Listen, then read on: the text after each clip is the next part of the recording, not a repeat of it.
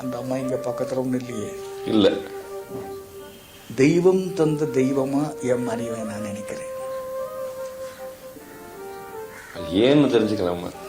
ஏன்னு தெரிஞ்சுக்கலாமான்னாக்கா, அந்த அம்மாவுக்கு நான் நல்லா இருக்கணும், நான் சந்தோஷமா இருக்கணுங்கிற ஒரு எண்ணத்தை தவிர வேற ஒண்ணுமே கிடையாது.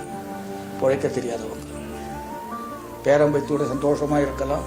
அதை விட்டுட்டு நான் எங்க போறேன்னு அந்த இடத்துக்கெல்லாம் சட்டி பானையை தூக்கிட்டு வந்து மனைவியா இல்லை சமயக்காரியா இருக்கிறாங்க.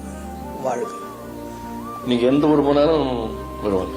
ஆமாங்க. நான் ஒரு தமாஷா ஒரு விஷயம் சொல்வேன். இந்துக்களுக்கு 7 ஜென்மம் இருக்குதுன்னு சொல்றாங்க. அது உண்மையா இருந்தா நான் 6 ஜென்மம் செஞ்ச புண்ணியத்தால நீ எனக்கு கிடைச்சிருக்கிற. அதே சமயத்துல நீ 6 ஜென்மம் செஞ்ச பாபத்தால நான் உனக்கு கிடைச்சிருக்கேன்னு சொல்லுவேன். புரியுது? நான் நல்லா இருக்கிறேன், சந்தோஷமா இருக்கிறேன். எந்த இதை பத்தி நான் சிந்தனை பண்றது கிடையாது. நான் ஒரு அசிங்கமான வெஜிடேரியன். அது இலை புல்லு தான் என்னுடைய மெயின் ஆகாரம். என்ன? இலை புல்லு. இலை புல்லு, அதாவது வெள்ளை புல்லு சாப்பிட மாட்டேன், பட்டை சோம்பு போட்டதை சாப்பிட மாட்டேன், ஐஸ்கிரீம் சாப்பிட மாட்டேன், ஓவல் குடிக்க மாட்டேன், கேக் சாப்பிட மாட்டேன். இப்படி ஒரு வாழ முடியாத ஒரு லெவல்ல.